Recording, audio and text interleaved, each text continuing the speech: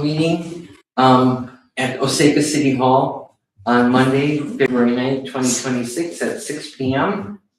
If we would all please rise for the pledge of allegiance.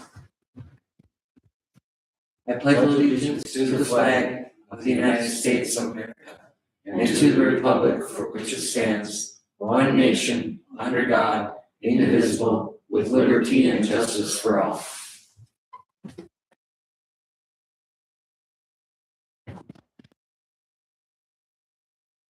Roll call, we'll make a quick roll call. We do have a guest in the audience. Randy Anderson, council member. Judy Dvorak, Mayor. Laura Backus, council. Joe. Joe Seco Construction. Craig Droppick, Fire Chief. Chad Ransom, Police Chief. Angela Jacobson, City Clerk. Is there any changes that want to be made that we need to make to the agenda? So the items I did have on the council's table, just additions to agenda items that we can talk over as we get there. Joe has his public input, which he will talk about. I did email that to you, and then the park grant, I actually sent that today, but I want to give you a copy to review. So then I do have my clerk's report that I'll talk over when it's my turn. Motion to approve the agenda as presented with additions. Second. Motion is made and seconded to approve the agenda as presented with the additional items that Angela added. All in favor say aye. Aye. Opposed, same sign. Motion carries. Consent agenda.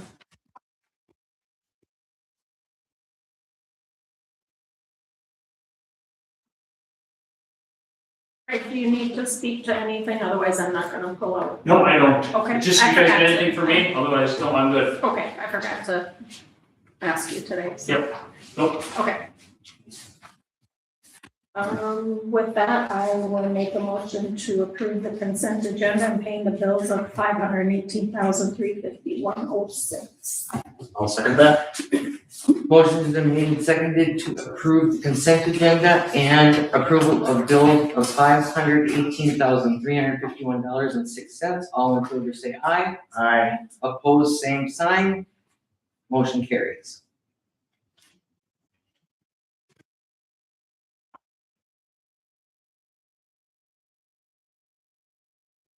Rental ordinance. With only being 3 present, is it okay for us to table this till the next meeting? To get the input of the other members? That's fine with me. I just had a couple notes on there, maybe just food for thought. Sure.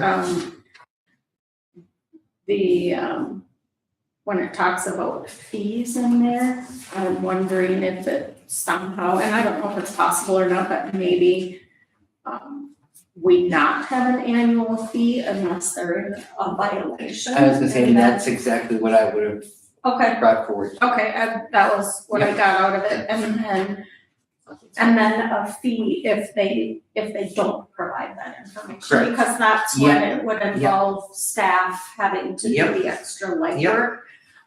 I don't wanna penalize our Yep. good landlords and people who are taking care of their property. I agree with you 100%. That was all I had, but yes, we can, once we have a full council, I think there's a few things on agenda items tonight that I think might go that way. Yep. We can't table it all. No, that is correct. Would someone, Motion to table. We've got a full. I will second that. motion has been made and seconded to table the rental ordinance till the next meeting when we have full council. All in favor say aye. Aye. Opposed, same sign. Motion carries. Angela, has gotten a draft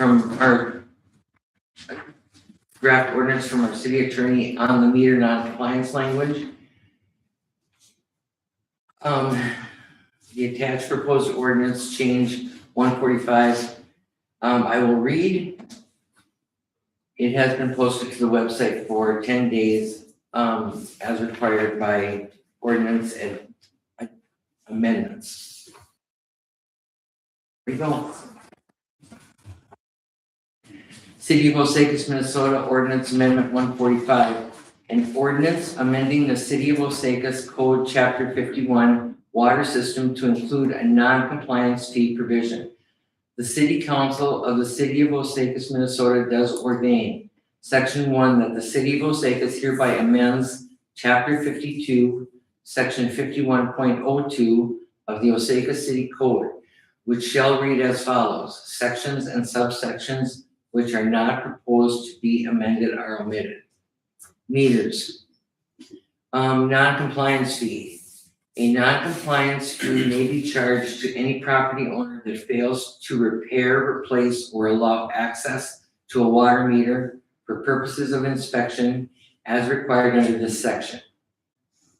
Subsection 1, the amount of the non-compliance fee shall be established by the City Council and listed in the city's fee schedule as it is amended from time to time.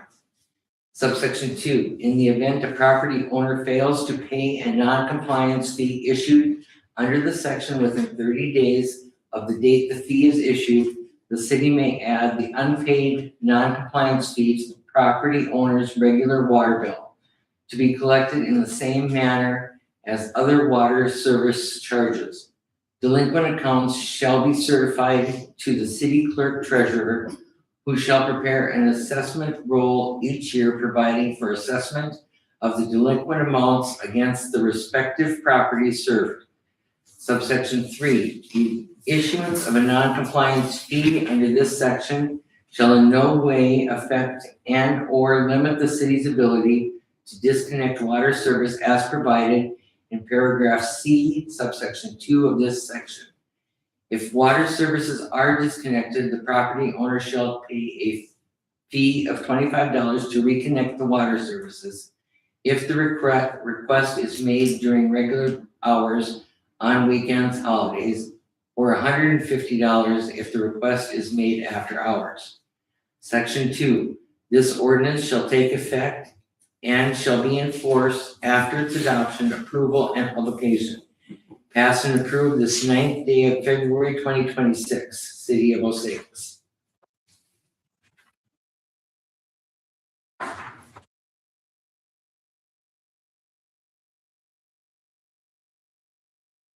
And I would entertain a motion to approve the ordinance amendment. Sorry. A motion has been made and seconded to approve ordinance amendment 145 and waive the second reading at the next meeting. All in favor say aye. Aye. Opposed, same sign. Motion carries. And then we will need to discuss a fee for non-compliance. I'll make a motion to approve a $50 non-compliance fee. Second. Motion has been made and seconded to approve a $50 non-compliance fee. Is there any discussion? That's monthly, correct? Correct. All in favor say aye. Aye. Opposed, same sign. Motion carries.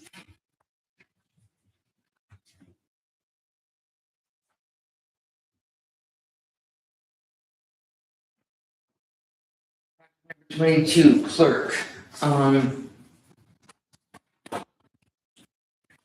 And I will let you go through your report, Angela. Okay, I will go through my report that I have here and then we can talk about Yeah. things that were on there. So I just highlighted some things that through the month of January that we work on. I'm not gonna read all these things, you guys can read them at a different time, but I do wanna highlight a few things that we work on at City Hall. One is preparing the annual audit. So each year we're required to do audits for our city and our finances. So including in doing an annual audit as preparation, we have to reconcile all our general ledgers, our accounts payable, receivables, our tax levy, our assessments, our outstanding indebtedness, which means any debt that we hold as a city and any new debt we've had, what we paid, we have to balance that out to have a total that we have to certify to each county. We have to balance our year-end checking and savings accounts. And then year end, we also have to balance out PRA, so anything that we've deducted from employees or the cities have paid in, it has to match according to the salaries that they were deducted. So we also have to balance our state tax and federal tax to make sure that is accurate according to the wages we paid. So then the auditors do come here for 2 days and they sit and go through our paperwork on site, anything that they're needing from us, and then they'll continue to work remotely. A lot of stuff now that we're doing it, you scan it and put it on a portal, so we do a lot of stuff electronically. They still come in and look at things and then they put it all electronic for themselves. One of the items that they still have to resolve is this liquor store inventory.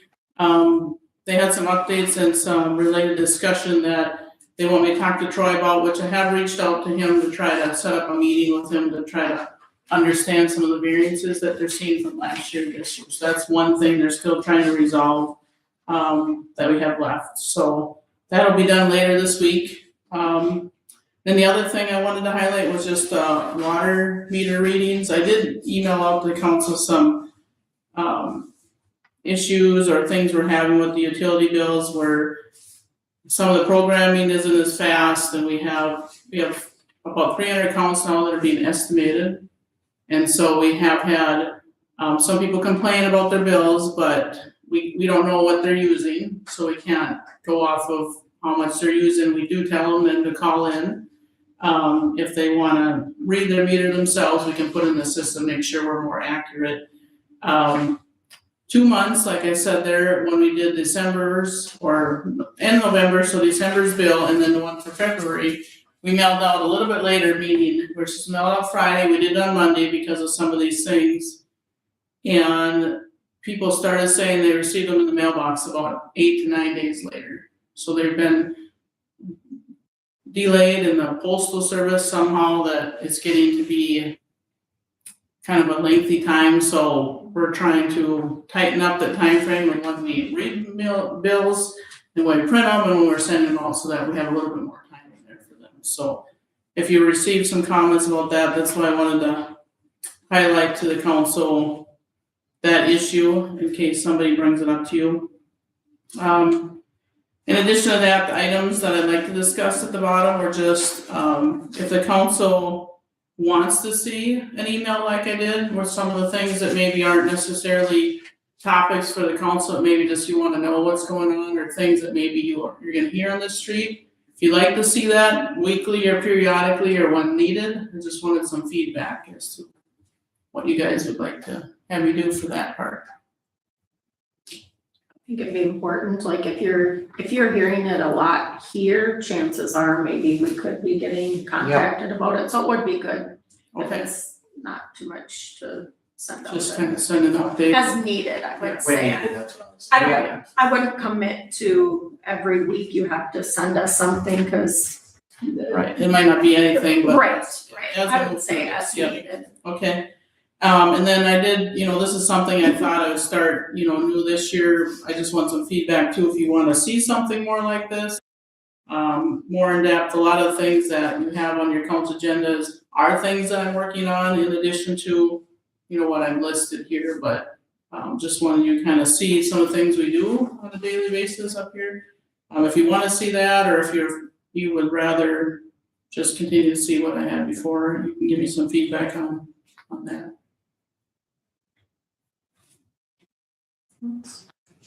I was saying, as far as what you've done here, it's nice to see, but I don't think it's necessary to see every month. Okay. What do you guys? Yeah, I think even quarterly, if you Yeah. wanted to give us Just get a some good idea, yeah. okay. Mhm. And then we do have like policy review, so there are some policies we've had on our books for many years that we update periodically. And I wanted to start that process, but I don't wanna like bombard you with all of them, so would you rather I just send them all to each of you, you can read them over the month? And then we can discuss them, or do you wanna have a couple of you go through the policies that we have? And this is more like, we have an investment policy, we have a complaint policy, we have like a cash balancing policy at the liquor store, which is gonna have Troy weigh in on what he'd like to see, but just putting our eyes on it again and make sure it's updated. You know, after so many years, it gets to be outdated. And as far as the policies, as far as I'm concerned, if you wanted to email them to us, we could review if there's anything that we see really just that needs to be updated. We could bring it to your attention, we could look at that particular policy. Okay, that sounds fine. Yeah. That sounds good. I'll just email them out, and then you have till next month to read over and review, so. That is all I have on my report, other than the items that I had on my agenda there. I had requested some discussion on this serving as a regional director. Try to explain the best I could in the packet, but if you had additional questions on what that would entail, I sure can answer that.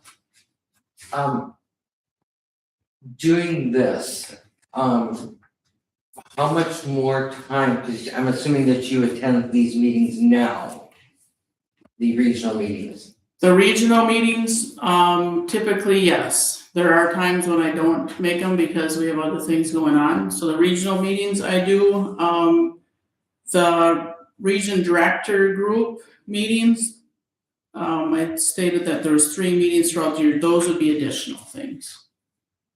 And is it normally just a day thing, or is it? Usually they have one, like they'll meet on a Friday, and the one time they require it to be wherever they're hosting their event, because they want to go through things that are at that event. So we've always held them in the cities or in St. Cloud, so that would probably be like heading down there Thursday and then they meet on Friday. And that would be the only one that'd probably be a longer one, others would probably be the one day. And like I said in there, they have an assistant, so if I can't make it, the one that person goes in place. So it's not like you're required to have to do it if there's something going on that other person could fill in. That's why they have an assistant.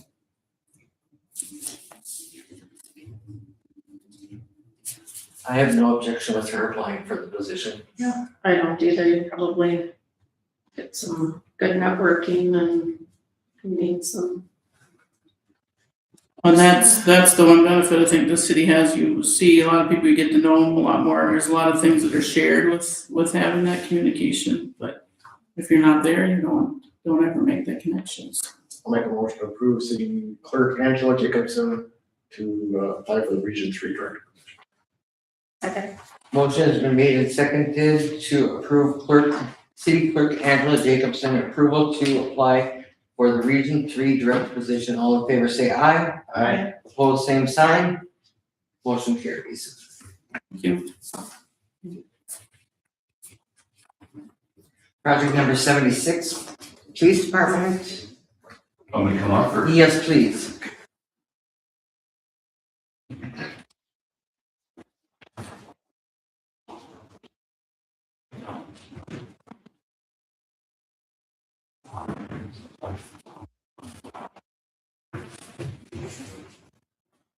First up, Chad is requesting approval to hire Austin Becker as full-time police officer to fill Cal Ewell's position.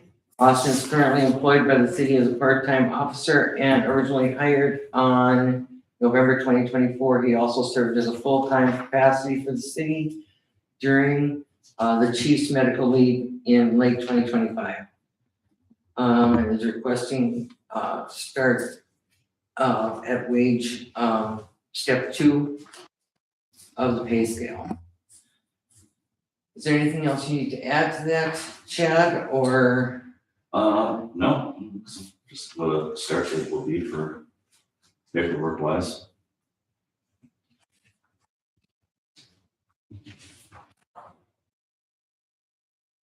Just do the next page, director pay period, like the easiest. It is the easiest for me. Yes. Whatever's easiest for you. Because tomorrow is the actual pay day, right? It's payday cutoff was the 2nd, so Yep. the next cutoff's gonna be the 17th. So it started Start the the 18th. It's at 17. 18th. For the 18th. I'll make a motion to approve hiring Austin Becker at step 2, $32.40 per hour on February 9th, or what'd you say? 18th of 2026. I'll second that. Motion has been made and seconded to approve to hire Austin Becker at step 2 for for $32.40 per hour as of February 18th, 2026. All in favor, say aye. Aye. Opposed, same sign. Motion carries. Then we will look at the truck. And I'll let you go through that. Kevin. Yeah, got the truck completed, and everything's pretty much went a couple thousand over, but it was because we couldn't reuse anything in the squad car. We kind of knew that that would maybe be the case. They changed body styles about every 10 years, and we got the other one for 9, so we got a body style change and had to buy a new cage and console and headlights, so. And the sale of the old squad car, I think I had enough in my capital outlay to cover the 19 or really close to it, but the sale of the old squad car will be able to go back in the capital outlay, so. We can apply for time a grant comes up and get ready to replace the next one in 2 years. And you are going to look at selling the old squad and that white SUV also, right? Correct? Yeah, I mean, we'll just have Mid-Minnesota auction come and then pick them up and list them both.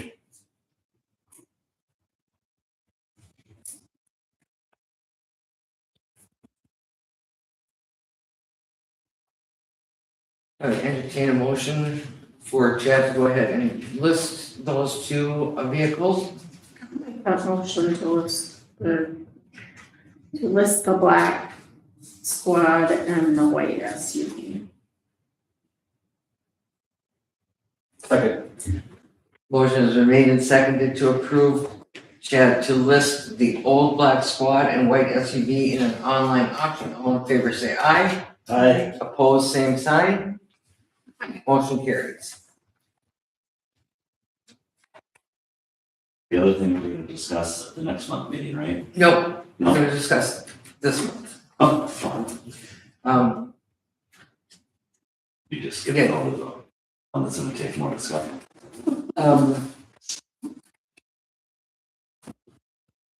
I thought that we would discuss Cal next month because I would misunderstood some para wording. That he had to have a 30-day split between full-time and part-time. That is not true. It's 31 days prior to him drawing his para. So we can go ahead and discuss it and we can hire him as a part-time officer right now. Am I correct in saying Right, that? he could technically stay on, cause he stated he wasn't necessarily drawing at this time. I don't know when he anticipates doing that, but at this time, it would not create a factor in PRA. I would rather table it till we have full council and just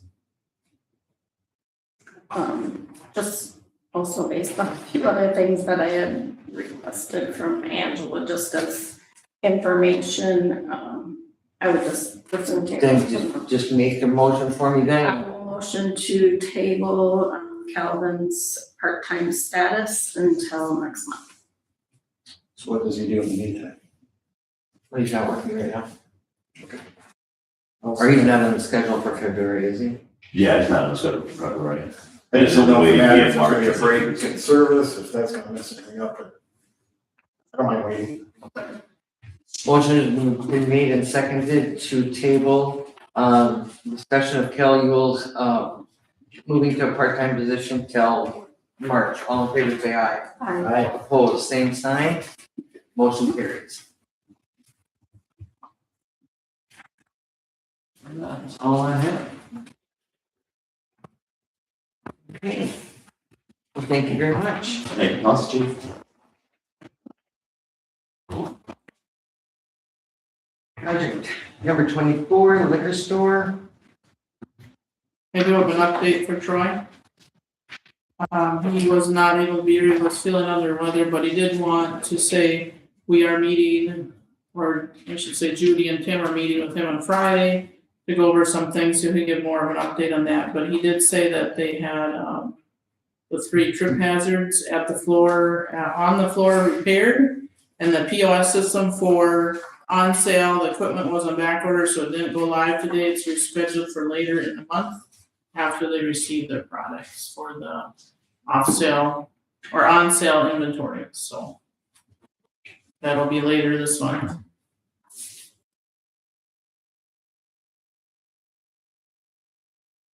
Hey, Well, when you have their meeting, tell them good job. yes. I always look at this Yes. report Oh, and they're yes. like $53 I know, off, I so. was gonna say, I've been watching it too.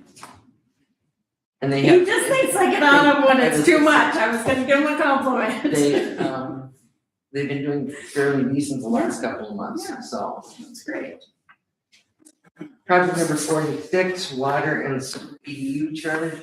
The EDA has discussed the EDU charge per lot. The EDA will look at a draft ordinance and what other cities do with these charges, and we'll bring that final recommendation back to the council. And this is residential. Yeah. A little bit of discussion with a few people in the community, and I just wanted to make sure I was, I was gonna say, had it correct. yes.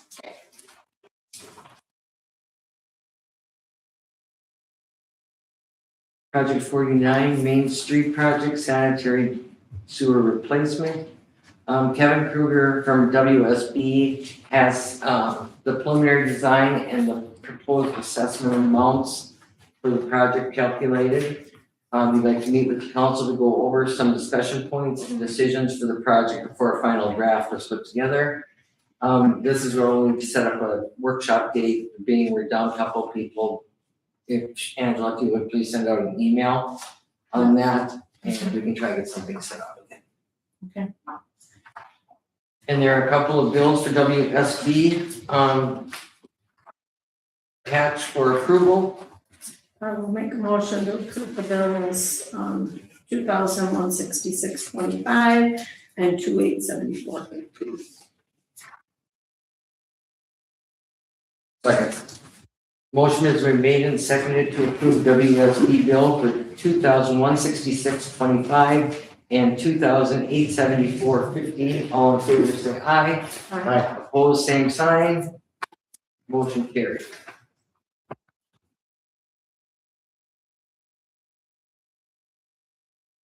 Project number 441, Park Board.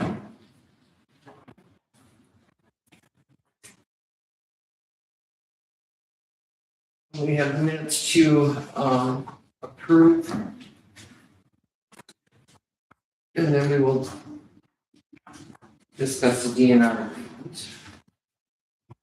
You want them all at the end, or? Um, Okay, I'll make a motion to approve the minutes of the park committee meeting from February. I'll second. Motion has been made and seconded to approve park committee meeting minutes from February 5th, 2026. All in favor say aye. Aye. Opposed, same sign.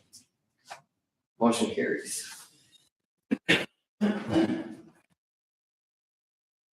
The park board is also looking at approval from us to apply for a phase 2 of the Park Osakis project and submit a DNR grant. The DNR grant offers matching funds up to $500,000. The cost to submit the application is $5,000. The park board is asking the council to approve the use of the $5,000 League of Minnesota Cities Navigator grant we received in 2025 to cover the application cost.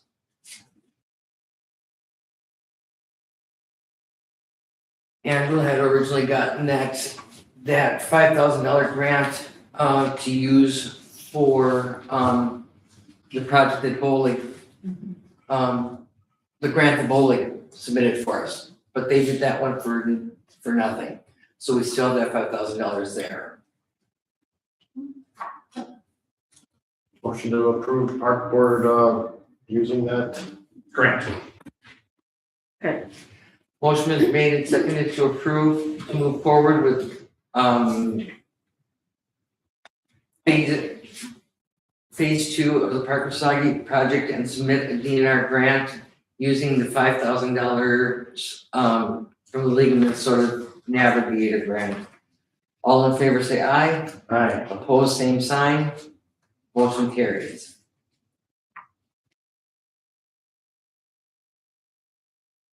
The DNR grant for phase one of Park Osaki project is still being processed.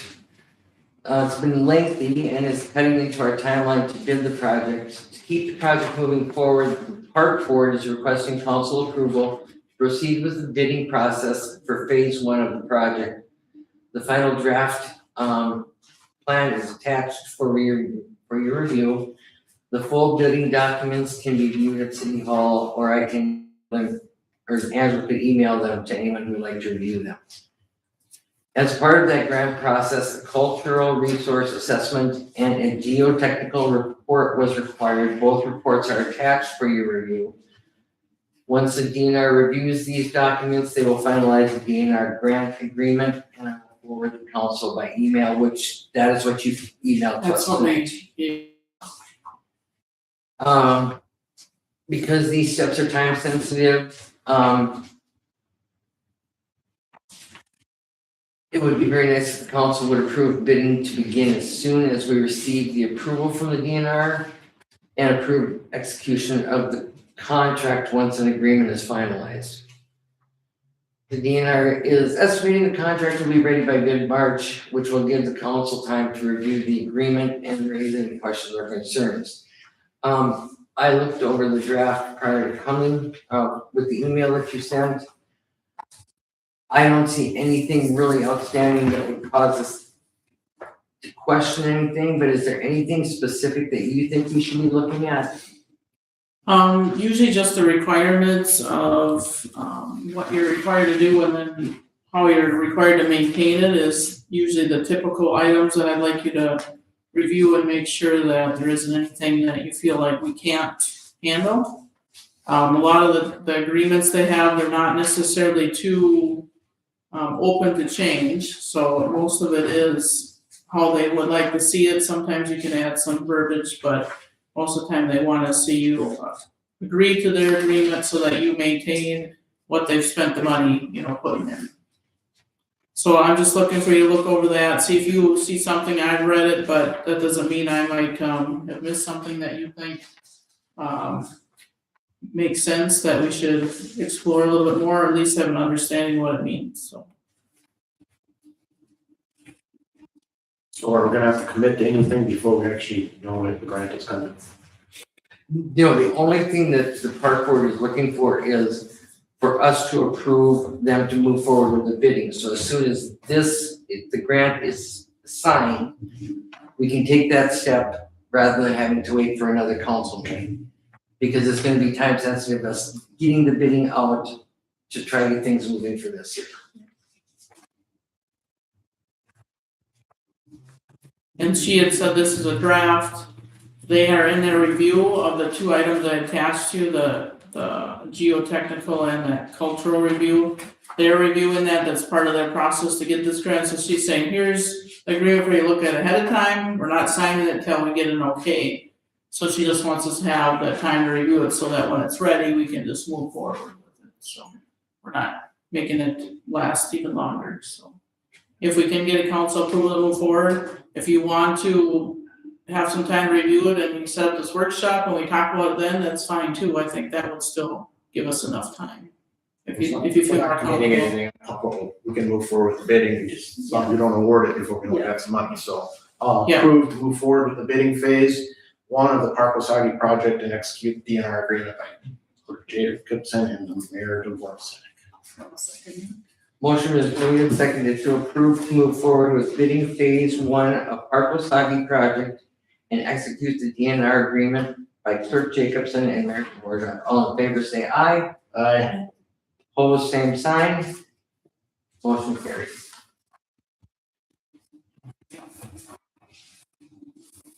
And just a reminder that the Decades Party is rapidly approaching and tickets can be purchased at True Value or the Osakis Pub.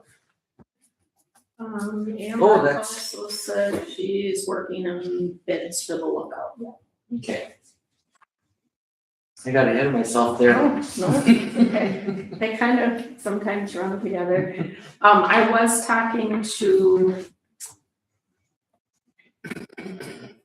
Al Newman.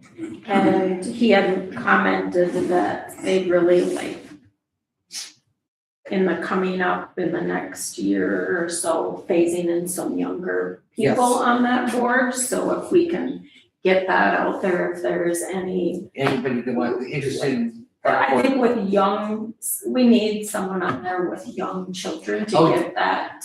Yes, because you can see the different perspective between me being a retired person and Ryan and Justin, Yeah, you know. yeah. So yes, it is nice, it's refreshing to have the younger people. But you need it all. I Oh, yeah. mean, but Yes. that Yep. was what Al had mentioned to me. And he too, so- mentioned that at the park meeting Yeah. too, so. so.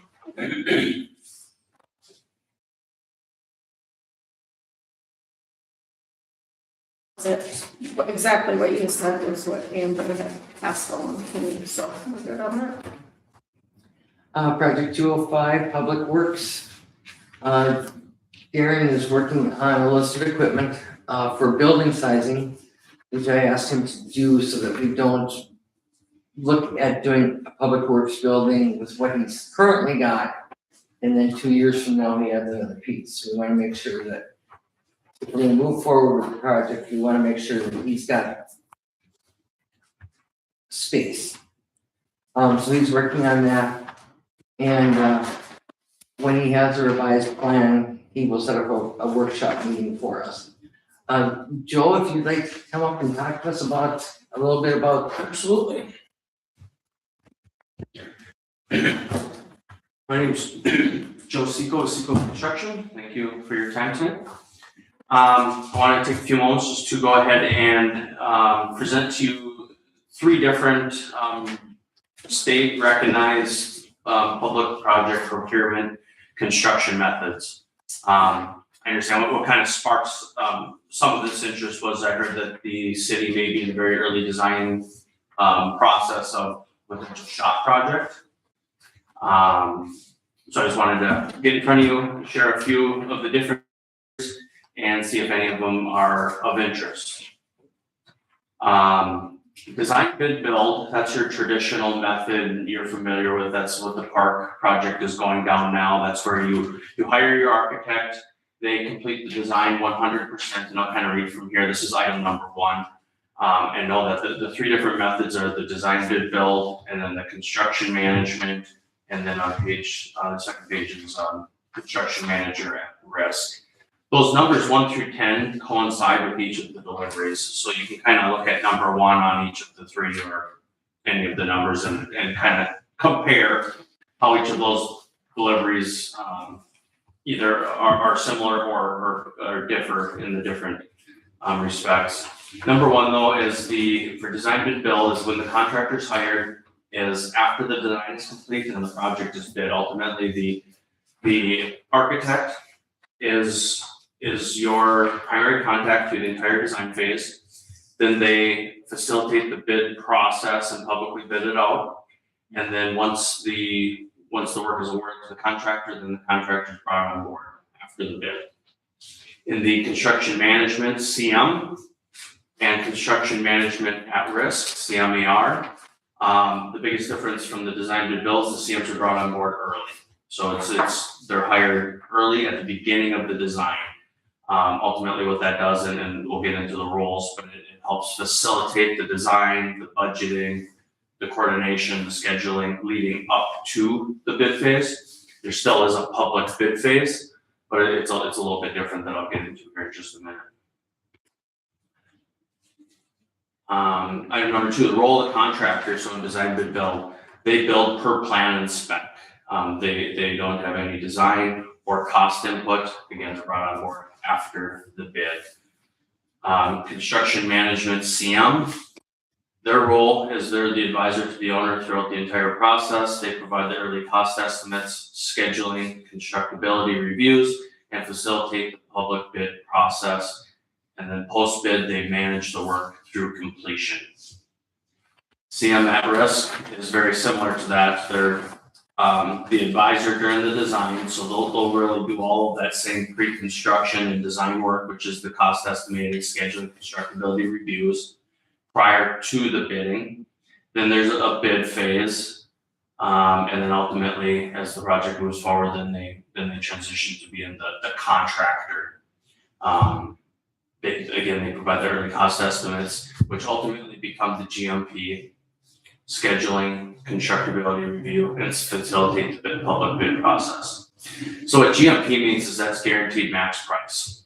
So a GMP and the CM at risk delivery is very similar to what you would call like the contractor bid price and the design bid build. It's a hard number that when you enter into construction, it's for the cost of the work plus the general conditions, plus the management, the project management, the supervision, all combined is a hard number. Agency CM number 2 is a little bit different in that their role is the advisor to the owner through the entire process. They do the estimating and facilitate the bid process and they manage the work, but ultimately they're an agent of the owner and they're working for the owner, managing the owner's project costs without a hard contract amount. They work under a fee, a management fee to manage the work. But then the project cost gets developed through the bid phase and then a set contingency. And then the management of the process of the project ultimately. The risk in the CM versus the design bid build and the CMAR is really just if you're familiar with the general conditions of a project. So it's your costs of running the project. So say temp utilities, dumpsters, toilets, those types of costs. If a project runs a little long, those general conditions are budgeted in a CM delivery instead of a hard bid. So if things go a little better than planned, that's money that just doesn't get spent, it goes back to the owner. If the project runs a little longer, then there's just a little more money to be spent, and ultimately, the cost just goes up based on the management. So far? I'm gonna try to not get too detailed because I know it can get kind of complex. But if you have any questions, feel free to stop me at any time. Item 3, the contracts. So in the design bid build, the owner holds separate contracts with the designer and a single prime contractor. So basically the architect is working direct for the owner, as is the contractor is working direct for the owner, and the owner has 2 contracts for that construction project. An agency construction manager the owner holds contracts with the designer, and instead of a contractor, they have it with the CM. And then the biggest difference is, and they hold contracts with the individual trade contractors, those contracts that are managed by the construction manager. So ultimately you could have, say, 20 subcontractors on the job, and the owner would be contracted directly with each of those contractors, with that work being managed by the construction manager. The owner doesn't need to do any of that work. They don't issue the contracts. It's just a signer per se. So ultimately what that does is that puts a little more risk back onto the owner holding those direct contracts versus the prime contractor or the CM at risk holding the contract with the subcontractors. And jumping right to the bottom, so the trade-off for that is the fees. So item 10. In all of the deliveries you'll see, so the design bid build typically fees, but are more recognized as overhead and profit in design bid build. Depending on project size, but I just picked 3.5 million new construction as an example. But all of these percentages are very subjective to the project costs. The higher the project costs, the lower the percentages. But all of these are based on $3.5 million project. So the fee or the OHMP is the highest in the design build, and that's quite a range, but 10 to 15% is approximately is an industry norm for a $3.5 million project.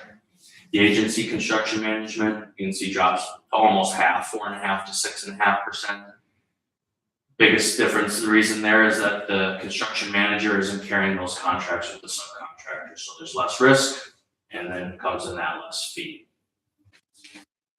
And the construction manager at risk now runs about 1 to 2% more than the agency construction manager. You see it's 5.5 to 7.5.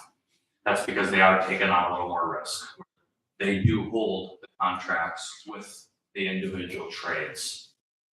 So the CMAR and the design bid build are similar to the owner, in that you have two contracts for the project, one with the designer and one with either your general contractor or your construction manager at risk. Cost certainty. In the design bid build, conceptual cost estimates are provided by the designer. And then the change orders are most common in the design bid build. Ultimately, the reason why that is you just don't have the early engagement of a construction manager, number one, doing the cost estimating, and then number two, doing the plan reviews and scheduling and coordination on the front end, which ultimately management of time, management of costs. The CM at risk cost certainty provides the detailed cost estimates throughout design. Typically, there's 3 rounds of estimating leading up to a bid phase. There's a schematic design on the very early part of the design, conceptual design, and then there's another estimate done at about a 50 to 75% mark. That's called the design development estimate. And then just before the bid phase, just to confirm that we're tracking per budget, there's a CD estimate on the actual completed bid. So by doing a few different cost estimates throughout the design process, able to manage the risk of the cost overruns more so than in the design bid build. And the cost certainty in the construction management at risk is very similar to CM. Detailed cost estimates throughout design. Once the GMP is established, the CMAR assumes the risk for the cost overruns, except for owner-directed changes in scope. So that GMP, again, is very similar to what your hard bid would be in the design bid, build, delivery. Schedule risk. If your design bid build, ultimately the owner and the designer have minimal control over the delays. So when you have a general contractor hired to do the entire project, ultimately they're controlling the schedule. They're managing the work, they're scheduling the subs. So they have the ability to push or pull depending upon, what's maybe in their best interest. Scheduling risk for the CM and CM at risk are very similar, is that it's reduced through the early planning and phasing. And that the CMAR assumes the greater responsibility for that ultimately, because now the construction manager at risk and a CM, they've been on board from the beginning, they've done the cost estimating, they've done the coordination, but now they're also the manager. They're gonna be the project manager and provide the site supervision for the project. So they have a lot of control over, they don't have a vested interest their interest is in the project and making that go as smoothly and quickly as possible. So there's the most control, and they're coordinating directly with all of the trades and doing all the scheduling.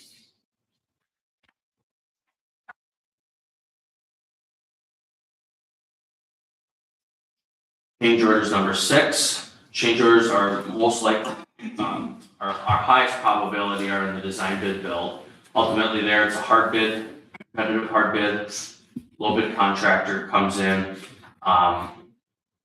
Obviously they're looking for profit enhancement opportunities. So anytime there's a gap in designs or unknowns, more apt to ask for extras or request change orders. Whereas in the CM deliveries, they were on board early, did the plan reviews, cost estimating, and now they're managing the work with the trades. So they're that first line of defense to more or less fend off the change orders from the subcontractors before they make their way to the owner. Number 7, local contractor participation. So in the design bid build, most often that gets bid virtually statewide. So it often attracts, depending upon the type of project, but a nicer, newer construction typically attracts larger non-local general contractors. And when that happens, then they're more likely to bring on their own subcontractors to it, not necessarily pull from a local contractor pool. As a CM, they have the greater ability to engage local contractors to keep dollars within the community. In both the CM and the CM at risk bid process, the project is broken up into individual bid packages. And then you solicit bids from as long of a list or short of a list as the owner desires. And it can be advertised statewide or it can be advertised locally, but ultimately what it does is it can cater more to the local contractors, maybe the smaller contractors who maybe aren't as familiar with the public bid process, aren't familiar with how to reach out to generals who are bidding a project and get them the number. And then they're able to bid for their scope of work only. And then all those bids come to the construction manager. And then the construction manager organizes those bids and presents them to the owner. Ultimately, the owner can make the final decisions on how the project gets awarded. But it gives the ability for all of the numbers to be seen and all of the numbers evaluated before the work is awarded. Whereas a GC delivery, I'll use a drywaller, for instance, if they got they're from Minneapolis and they got their favorite drywaller, odds are they're gonna bring them here to do that work and probably not give opportunity to the locals. Number 8 is owner control. So in design bid build, owner has a lot of control during the design. You're working directly with the owner to get the design that meets your needs. Once construction starts, then you have limited control. That's where it switched. So the contractor is more in control. He's coordinating directly with his subs. And then you're updated bi-weekly or monthly at meetings. Whereas in the CM, both CM deliveries, also very similar for owner control. It's high throw design and construction. The construction manager is an agent of the owner working for the owner. So ultimately how work is being coordinated is always constant communication with the owner and to make sure the owner's desires are being met.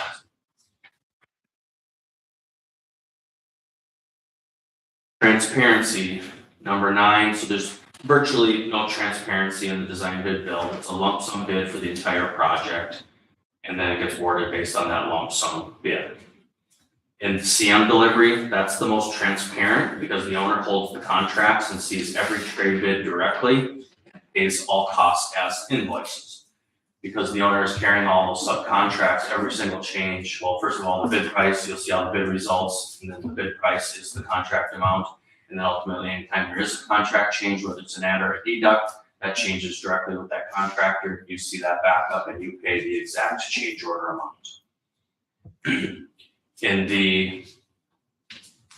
So agency CM is the most transparent. CM at risk is almost just as transparent. The biggest difference is the CMAR bundles the cost into a guaranteed max price. So there's an additional layer between the owner and the individual trade dollars because the owner will not have that contract direct with each of the subs. It's just a contract with the CM at risk. You'll still see all the backup and things. You just don't necessarily see all the paperwork and the change orders directly from the subs. You'll see what CM at risk or the general contractor provides. And number 10, we just touched on a little bit, but we'll do it again. So the fees, the overhead and profit, 10 to 15% approximately in design bid build. Agency construction management typically falls in the 4.5 to 6.5% range. And the CM at risk is 5.5 to 7.5%. So you can see the fees really carry the level of risk based on the contract form. Key considerations, design bid build. So the biggest things to be aware of is there's no contractor input during the early design work. There is a higher chance of change orders. The owner bears the risk for the cost overruns and delays, attracts non-local contractors, and less flexibility to support the local trades. Construction management, the key benefits, early cost control and budgeting, full transparency of all trade bids, strong ability to engage the local contractors, fewer surprises during construction. Ultimately, that stems back to the early plan reviews and constructability plan reviews, and high owner control throughout the entire project. And CM at risk is a guaranteed max price for the construction. Cost overrun risk shifts to the CM at risk. Competitive bidding with owner oversight. And strong opportunity to prioritize qualified local contractors. and reduce change orders and scheduling risk.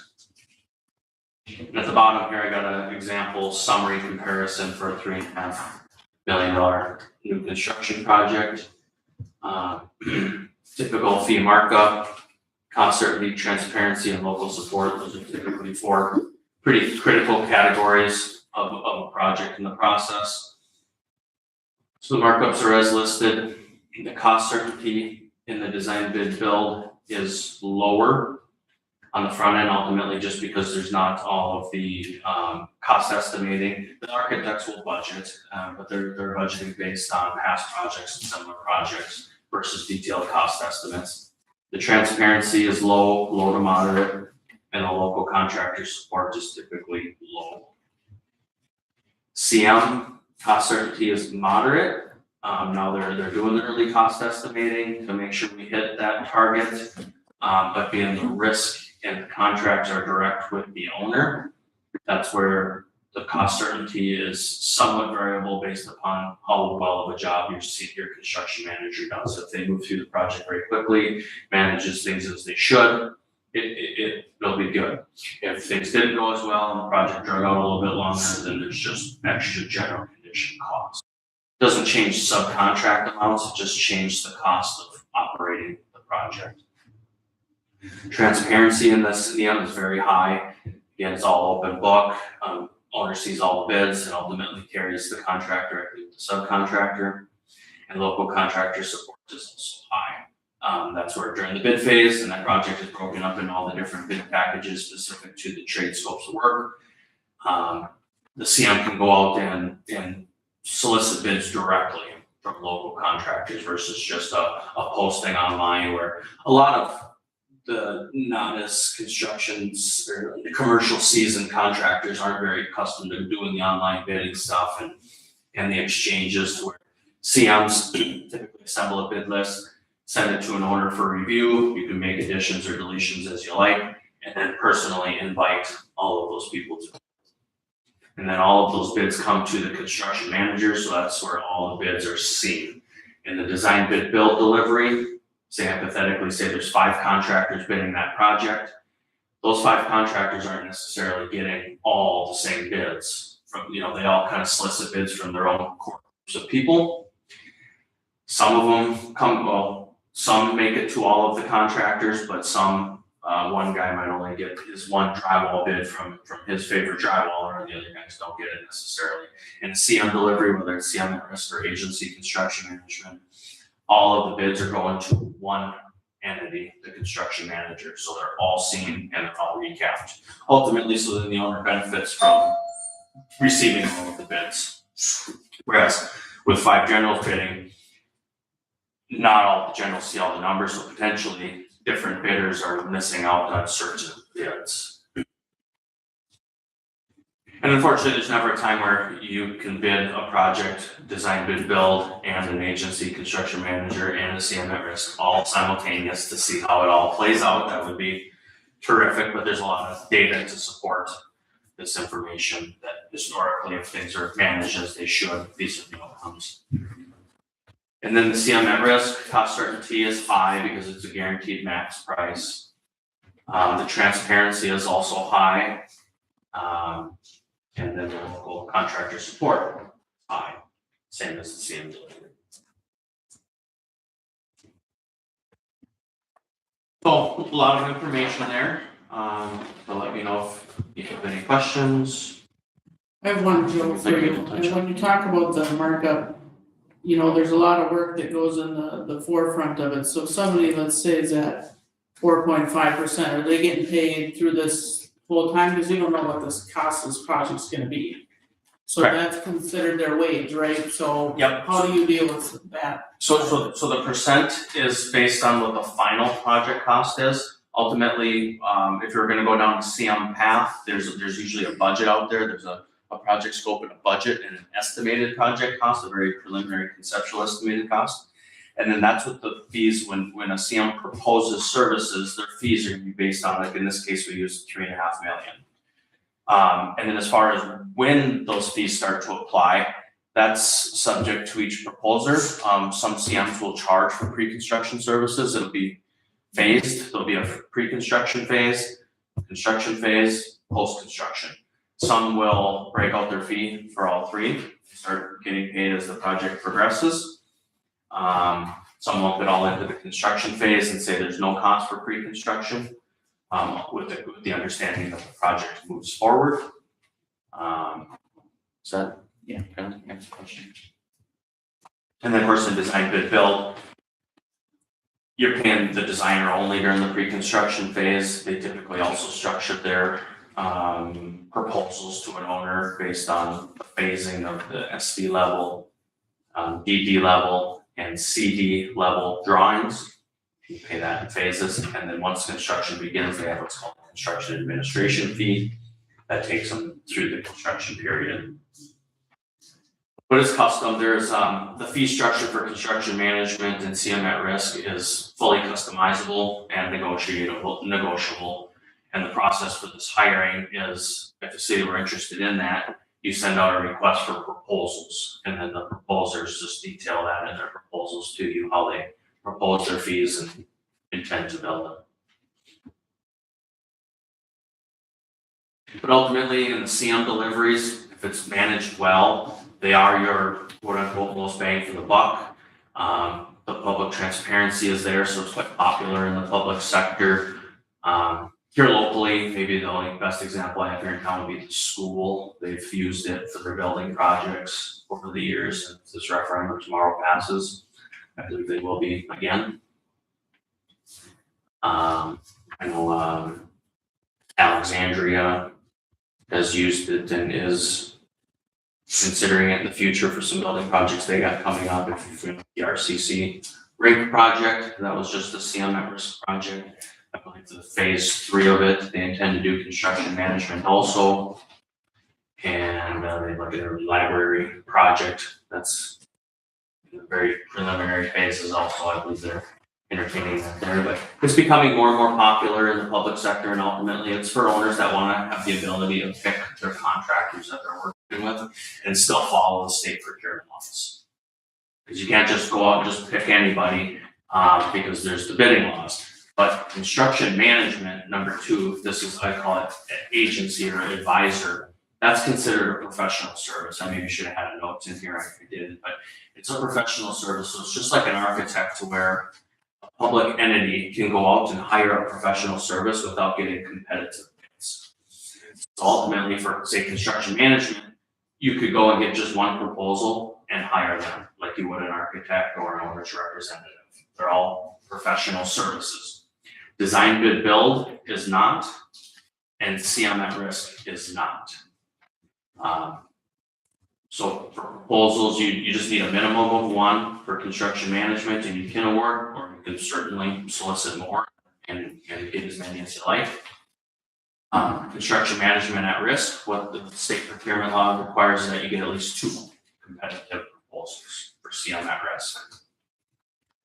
And then it's based on both CM at risk, and CM is based on best value, not low price. So you have the ability to review the entire proposal, the firm's qualifications, the fees, ultimately look at the whole picture and award to who you feel is providing the best value.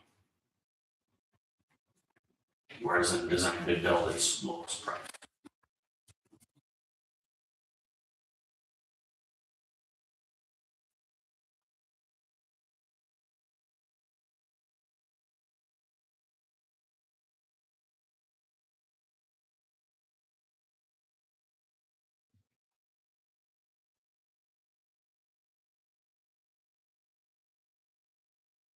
A lot of information.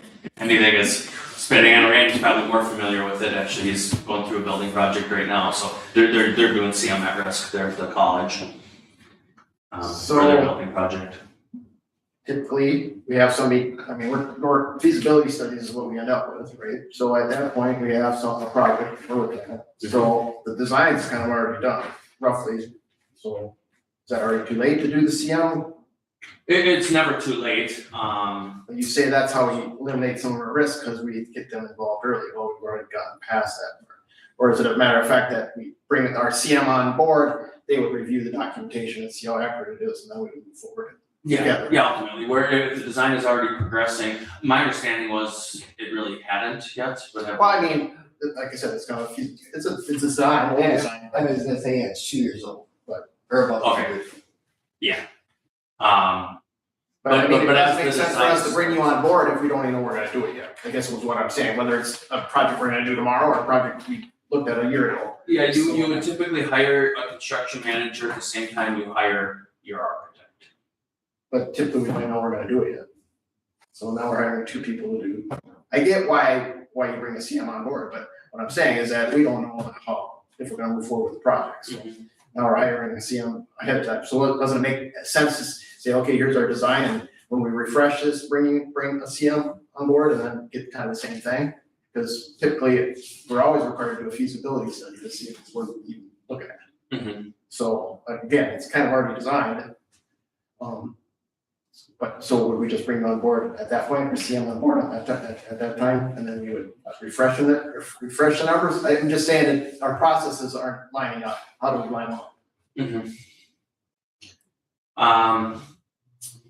So I think what I'm hearing is you don't know when the project might go. Or if we're even gonna go. I mean, we've been talking about this project for 10 years. Yeah. So if we would have hired you 10 years ago. Yeah. So that, all I'm saying is that, So things like that would probably be relevant information to be in the request for proposals, and there definitely would wanna be that pre-construction service phase. And then maybe the fees are just broken up, and if it ever goes beyond pre-construction, then you just pay the pre-construction costs. I think would probably be the most appropriate way to do that.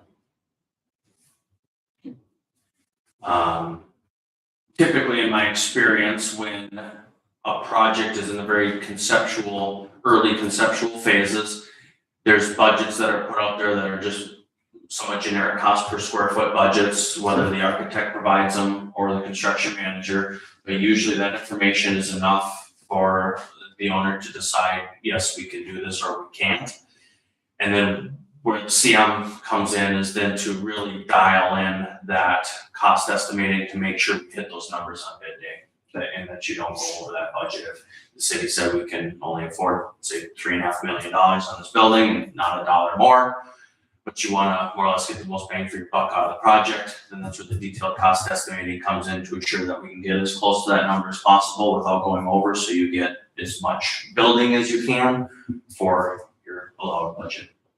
so, I'm gonna ask.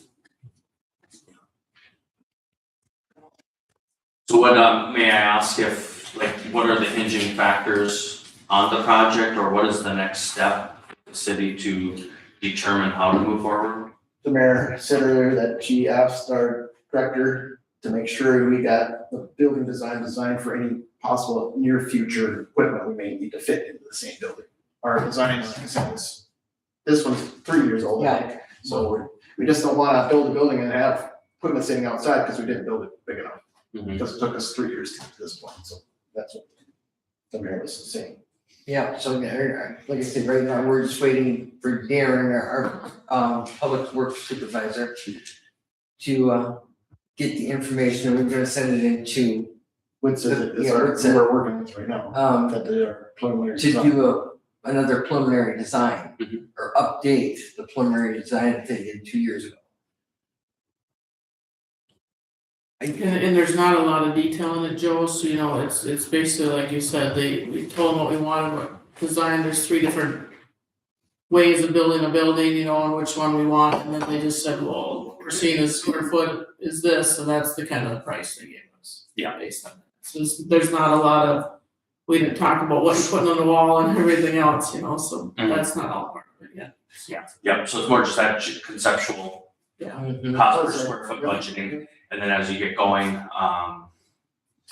the CM can do detailed cost estimates and give you different options for different building types, you know, whether, and I don't know what you're looking at, if you're looking at like pre-engineered steel building or precast or We were talking about masonry. precast is what we were kind of leaning towards. But that's very nice, very high quality, very, it'll last a long time, but expensive. So that's where we're at with it. Yep, but no, that's not like for a city shop building that you want to last 100 years, a precast is a 100-year building. And it's very durable, you know, it's concrete walls, right, so it's. Yeah, they say, but tell them it's gonna last 50 years, because it'll probably take that long to get a new building. Yeah, Well, in but they say reality- pre-engineered steel is typically a 50-year building. I'm just due to corrosion and rust and things like that, and then a precast is upwards of 100. Because this should, like Randy said, this should have probably been more discussed 10 years ago already, so. But yeah, until Darren gets us some more information, you know, are we gonna move forward? I know it probably won't be in 26. But we'll move forward. What's that been hired? Yeah. Well, they did the original or the preliminary. Just generally speaking, usually design for something like that is probably 4 to 6 months. I don't know if they've quoted I was you. gonna say, and I don't know if we've contacted him now the second time. I just asked him for a list of what he had in there, so Darren could have kind of a comparison, but he hasn't said anything more. But they- Generally 4 to 6 months for the design, couple months for the bid process, and then to get started, so. Typically, if you wanted to build a building like this summer, and of course, a spring ground break is ideal, so that you can get as far to construction as possible before the winter conditions hit. But usually your bid phase would be like now for a spring start. So, something like that, if it were to gain some traction, get was hired, and, you know, maybe they would design next fall into the winter, and then maybe spring 27 or something. Be realistic. Or if you want to move quicker and they could get it done, it could be a fall start too. Your bid cycles are typically now about January through March for your spring starts. And then somewhere between June and August for your fall starts.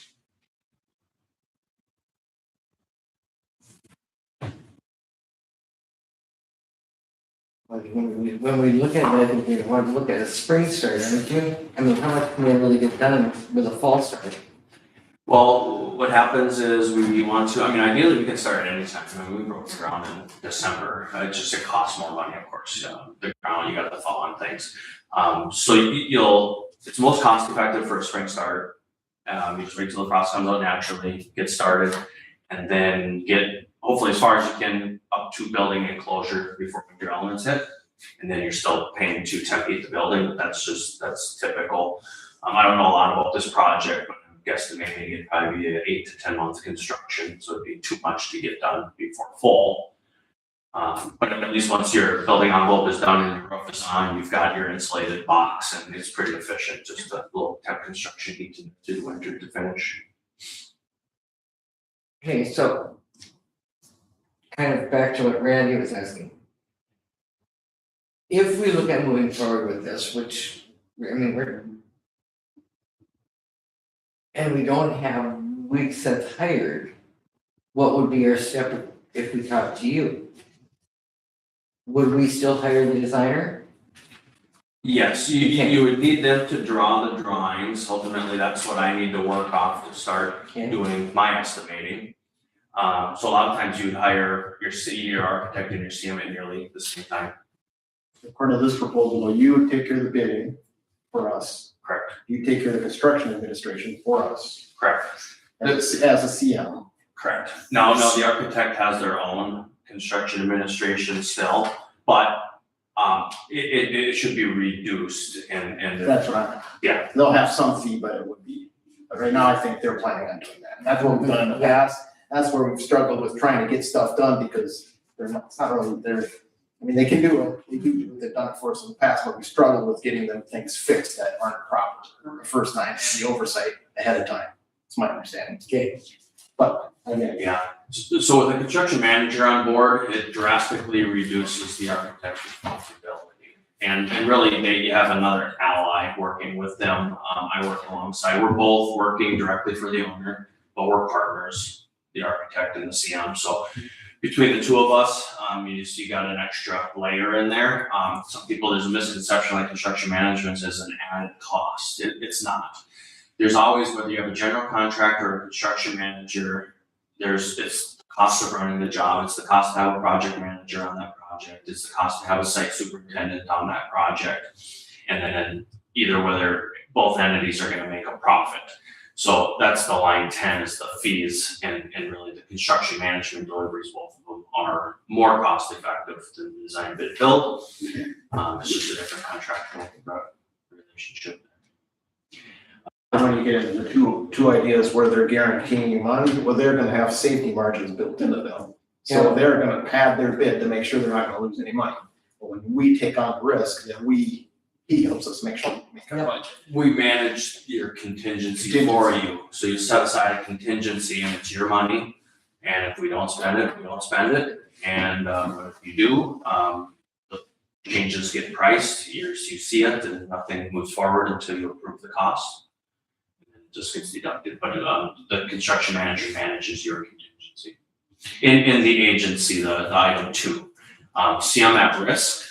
Now they're operating more like a general contractor. They're gonna safety margins. There is a margin, there is a. That's why their fees are a little higher, because they've taken on more risk. Yeah. That would have a little more safety in there, or more their own contingency. Yeah. So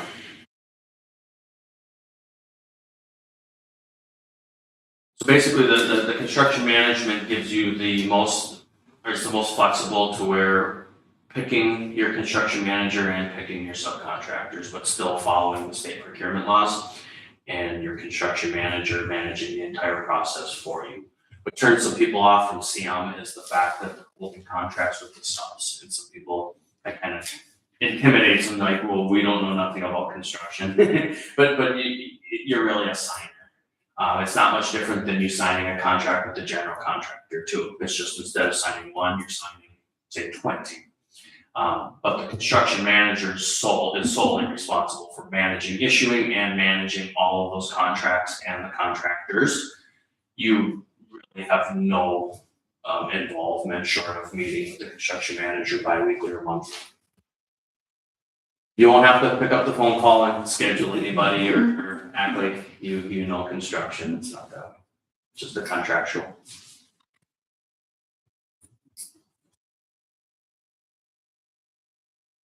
A lot of food for thought.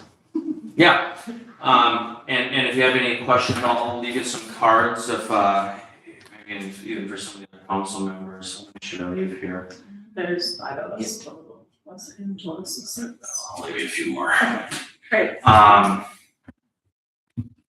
If you have more questions afterwards, feel free to reach out, or if there's anything I can do to help facilitate the process. I do know the gentleman over at Winseth very well. I've worked with all of them over there quite a few times, so they know me if you speak with them. I think we could make a good team together. Well, let's see what Darren comes up with here first, because I know we'll have a workshop before we do anything anyway. With Darren to go through stuff. And if you'd like me to sit in on any of that and help facilitate the conversation, I'd be happy to do so. No cost, no obligation.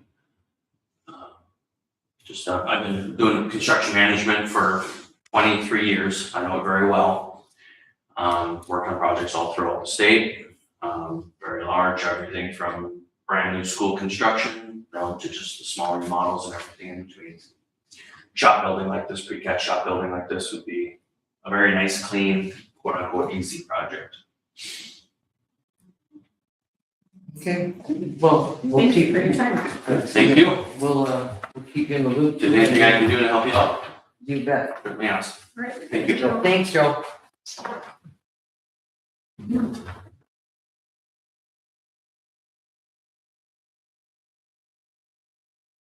The waterworks, employees are looking at it,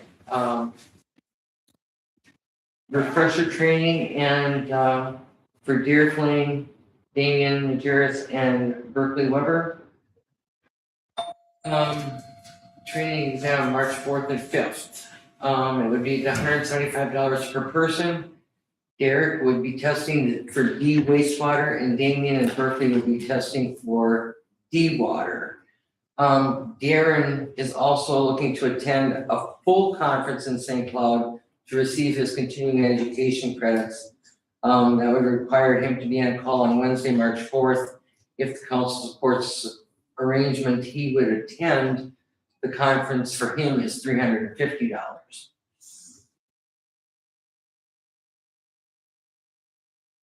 But I see no problem with the boys getting some refresher training, and of course, Garen, I would love to see that he will need the continuing education credits. Motion to Yeah, so approve many, yeah. both. Gotta have that Yeah. to keep their licenses. I will second and in hopes that it does not snow when they're gone. I didn't think about it. Motions are made and seconded to approve Derek Lane, Damian Majerus, Berkeley Weber to attend refresher and exam, and Darren to attend MRWA conference. All in favor say aye. Aye. Opposed, same sign. Motion carries.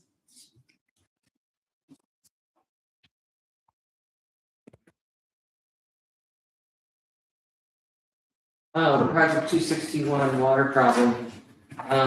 Brian Danielson was at the August meeting, with concerns on the drainage of the water for his property at 226 Central Avenue. Last month, we asked Angela to send letters to all of the property owners on Central Avenue or along that side of the block. To see if there would be an available date for us to get together with them. At this point, only one property owner has responded. She will be sending out follow-up letters to request a meeting, engage the interest, and an update will be provided to us at the March meeting.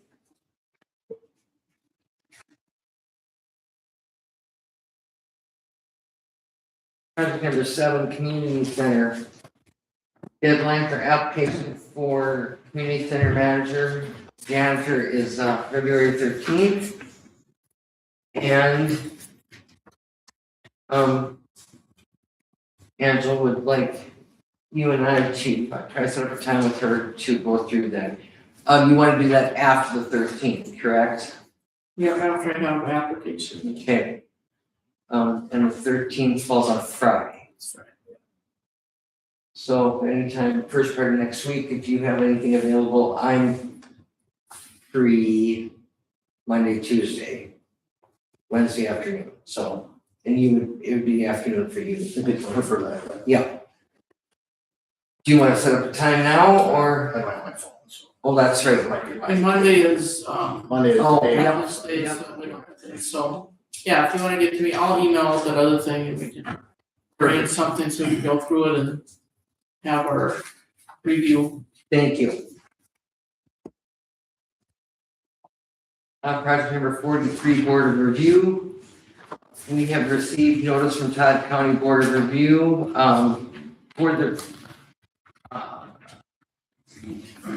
for the review to be on Tuesday, April 7th. Todd County will be at 9 a.m., Douglas County will be at 10:30 here at City Hall. Laura and I are both trained for this. I know I will be here and you will also Yep. right now, okay? And then we will need one more board member present to make a quorum. Angela, you wanna put that in the email also if Steph or Tim, I'll have to look at my calendar. okay. Or Randy will be able to join us for that. Okay.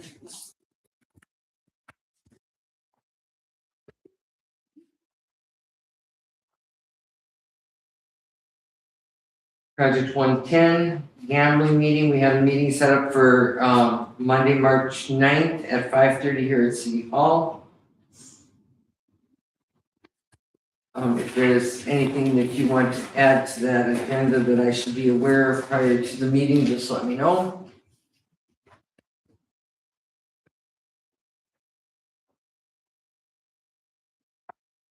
Project 427, resident newsletter. For years, the city has prepared and mailed a resident letter to every household in Osakis each April and October. City Hall staff prepares the resident newsletter with information relevant to the spring, summer, and fall winter seasons. Due to the time and cost involved, staff tracked the expenses associated with preparing and distributing the newsletter. Cost of materials totaled $691.35 for mailing and staff time for printing, folding, addressing, labeling, and the mailing postage cost $255. This does not include the time to put the newsletter together. This results in a total cost of $946.35 per newsletter, or approximately $1,900 annually. The city office is presenting this to the council for consideration. Given the rising cost of materials and increased use of technology to share information, would the council consider continuing to prepare the newsletter but distributing it electronically through Facebook and the city website for residents to assess? It is on the city website, whether we mail it out or not. You do have it on there all the time. We do. Yeah. My concern would be, is anybody gonna find the information? They gonna look for it? Do they read the newsletter anyway? I Some people do, don't some look people for don't. it, but I read it when I get it. I'm just wondering if older generation, that's the only time they see it. I don't probably have a preference either way, I just wanted you to know that it is a cost to put it I together. was gonna say, I wouldn't mind giving you my email, you can put me on email address list. Well, that's one thing with our water bill, we're checking into getting an email thing, so people just want an email bill instead of even mailing them out. Maybe if we get to where more people want to, we could kind of cut it down. I think it's both a good idea. Yeah. Never really doing technology, well, but I just wondering if the kind of the mix of residents we have, Yeah. but maybe, yeah, I don't know. although I think we'd all be amazed at the amount of older people that use technology. No, you're probably right. You know, Me, it's busyness. I was gonna gonna I know how say, to do it, I just don't. When I get it in the mail, it reminds me, It's so easier to look at it in front Yeah, of you. it's in front of Find it. Yeah, I hang it on the fridge a lot of times, and it's there for me to reference. yeah. Do you think it would be, like, what if we tried it for one time, just doing it electronically to see what kind of feedback we get from it? Like, if we tried it, Maybe put a note on the water bill, say, and then if we get a lot of feedback saying, I really want it printed, then we go back in the fall to an actual paper one, but I mean, I think you're right, you would be surprised at how many Either- older generation do use technology to, I mean, I don't want to solely rely on technology, but some people are. well, If I felt like if I had a choice of one, I would say the spring one probably would be more pertinent to send out than the fall one. Okay. You know, if I felt like one could be skipped. One would be and better. Oh, there you go. One was the- compliments or something. or can we just go to an annual newsletter? That's true, yeah. And like you say, Put all the information into one and, you are just do it correct. one I think the spring one is more important than, because it's Yeah. spring Yeah. cleanup. City cleanup, everything is all tied into. All the Yep. summer stuff, and then we do our promotion for our housing grants and trying to get. Sure. That's probably more pertinent, but. We could try, you know, just putting it all in one, and one thing is right now we have it 6 pages. You can fold it, you can have the one stamp on there and done. If we do more than that, then we have to put an extra ounce on there. Which doesn't mean much more than you gotta buy an extra ounce stamp and you gotta put them on there, it's just a little bit more time, but if you're only doing it once, then it maybe it's worth it. that's okay. The mayor will cut her page down to a half page, so I can use an extra half page. There you go. In And we reality, don't need to have that either, it was a added thing, we added it, we don't Right, wanna. we Yeah. can cut that out and Yeah. just get more more You factual. can put your letter on Facebook. I was gonna say, and I can, we can Right. do that.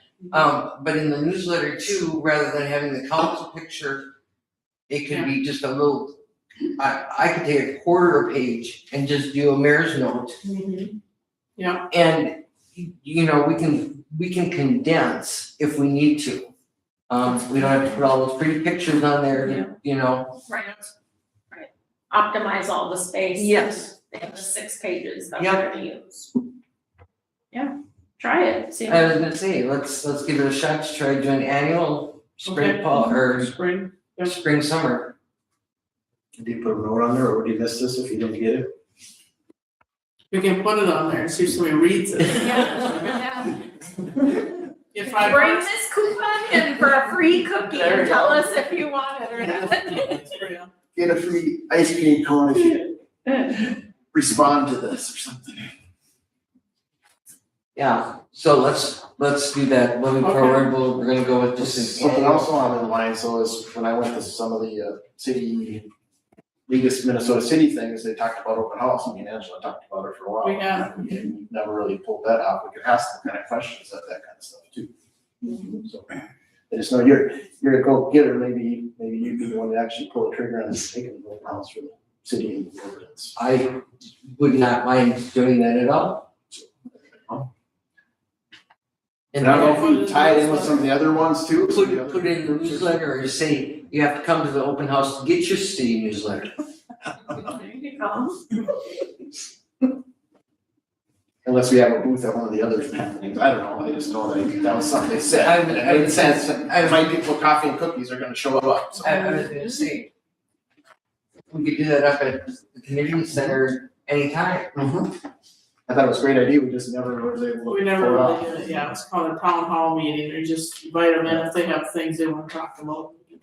Express their concerns or Visit with ideas. everybody and Seeing tonight, daytimes and nighttime, we don't have what time to do it. I would go from 3 to 7. Yeah. Because then you're gonna, the older people that don't wanna drive after dark, you'd be there. Catch them all the way home from work or And whatever, then like, on your way- similar to like we do for our fire department, we try to catch them right away. You know, Yeah. Cause what hours do you run your? 3 to 6. 3 to 6? Just something to think about.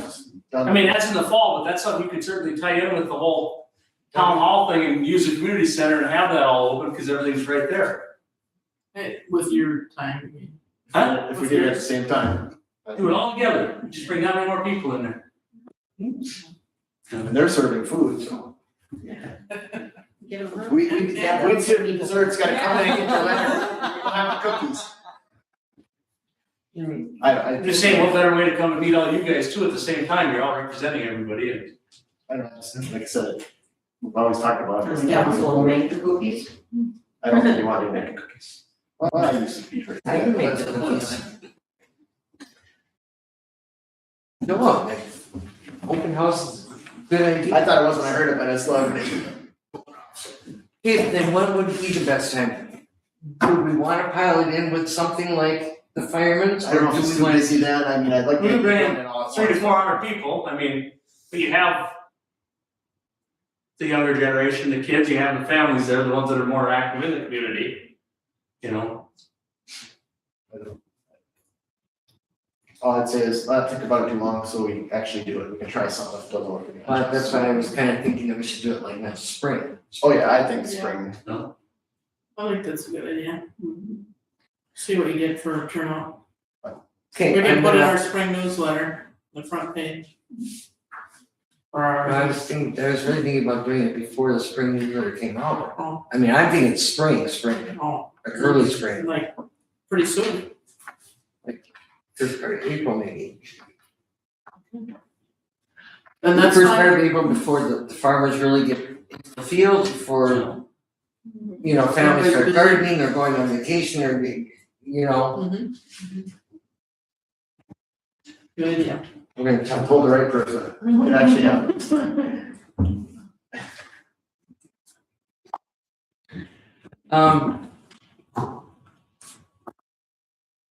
Project number 286, donations. We would like to highlight the donations and grants the city has received in 2025.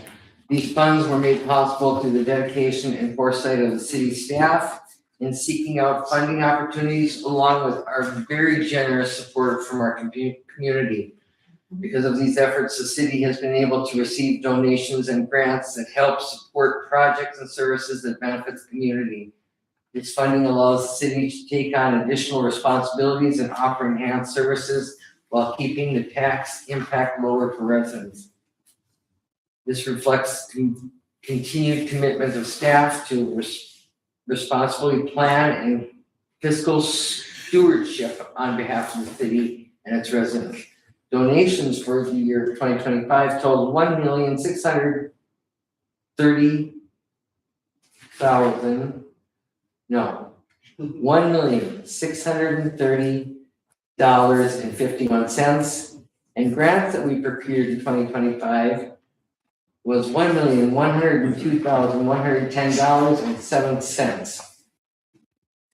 Excellent job, and the community did an outstanding job of helping us promote some of the things that we have going on throughout the year. I thought it was worthwhile mentioning, because you don't realize how much it is till you look at how much Yep. you actually get out of it. Yes. That's a lot of money to get. Thank you, Osakis. Visitors helping neighbors. Our next meeting will be March 9th at 6 p.m. Gambling at 5. And gambling at 5:30. Is there anything else that you guys would like to bring before the council? If not, I will entertain a motion to adjourn. So moved. Second. Motion has been made and seconded to adjourn. All in favor say aye. Aye. Opposed, same sign. Motion carries.